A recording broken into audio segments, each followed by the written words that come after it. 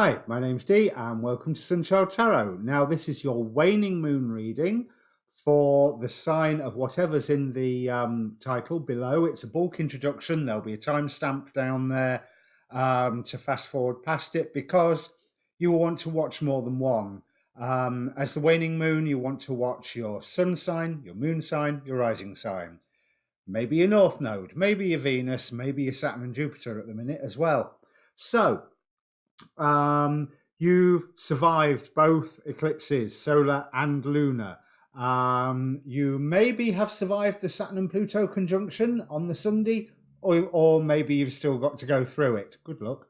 Not to sound too negative about it, but in this reading, I'm simply looking at what we need to decrease or reduce alongside the waning moon. Something that we're looking to get rid of or reduce the influence of in our lives. So all the details of the reading are down below. If you've not watched your full moon readings, there's a link for them at the end, or they're on my channel. Have a look. In the meantime, let's bring up the cards. Okay, Scorpio, what the cards are promising you is a new start, but there's quite a lot of self-examination, self-reflection to be occurring first. There's news that is coming your way, as in one of the gods that stands against you is Iris with messages, and we have the Knight of Swords here. This news is putting you into a position of wanting to express your own power. And it gives you some power as well, but I would hold back on using that power because the news, although it gives you that power, causes you no small amount of stress here with the Eight of Swords, which sometimes is a gateway card for me, but not this one. Not this one at all. It is someone trying to push you into a corner and trying to dictate your actions to you, trying to dictate a battle that you need to go out and fight. And you don't need to go out and fight this battle. In the meantime, or possibly related, there is a dream that you are considering that you're quite defensive about or being called to defend. And I want to say that I think that dream is not entirely formed yet. I'm not saying it's a bad thing because it offers, there is a step from it that offers an end to some torment, maybe an end to this situation. But so it strikes me that this news is from one thing and your dream is a separate thing, but the two are clashing. Because it's time for you to change your role in this social circle, whatever this is, work, family, social circle, whatever. It's time for you to change your role. You've been seen as the consummate professional, the person who can be relied upon to magic up everything, but that's caused you to struggle. I feel that you've struggled against this role sometimes because why me? And indeed, why you? If it's not what you want to do, if it's not what you want to be, you've been very good at it, but you don't have to keep on doing it, especially if it's causing you this sort of stress. You can put aside that stress. There's a choice for you to go, yeah, I'm going to pursue my dream once I've fleshed it out a bit. And that's the important thing, flesh it out a little bit, because it's not going to come around immediately.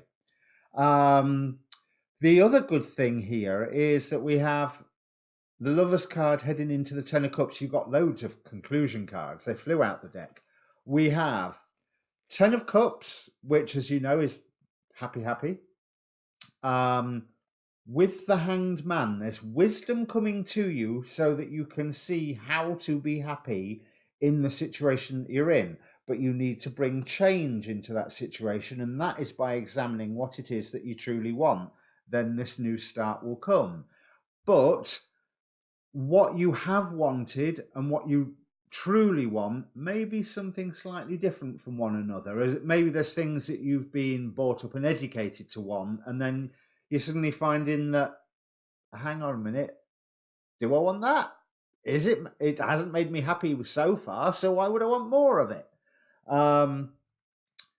But you will be coming into a time where that self-reflection will bring you quite a bit of wisdom, enabling you to build a solid foundation for yourself, to, well, heal. We've got Asclepius on your side. So, God of healing on your side, supporting you. You have a wonderful healing opportunity. But to have that healing opportunity, stop reacting for a little while. Do a bit more observing. There is a dream that you have that you've been called to defend. You don't present it quite so much at the moment because that dream has to flesh itself out before you can go, hello world, this is what I'm doing. Because at the moment people can poke holes in your plans, and they can poke holes in your plans because your plans have holes in them. But that's not necessarily going to continue if you spend that little bit of time concentrating and not getting distracted by conflicts that are around you. All in all, that's a really good reading, especially on the bottom of both decks. We've got the King of Wands surging forward at the right time with a bit of judgment, and the Empress, harvest, fertility, abundance. So put the work in internally, step away from the external conflict, stop being pushed into roles that you don't want to be pushed into, and work out how you are going to use all the skills that you already have, which is a fair amount, in this new way, where there is a choice where you can say, yeah, I'm putting down that stress. That's a really, really nice reading, but it does imply there's a lot of work for you. Okay, so your next reading out will be the new moon reading. After that, obviously the waxing moon, and by then we'll be at the monthlies, I imagine. Have a look at your sun, moon, rising sign. I said all of that in the introduction. But if it means anything to you, please do comment down below. It's always nice to get some feedback so that I'm not just talking into the air. And press subscribe while you're there. All right. Cheers.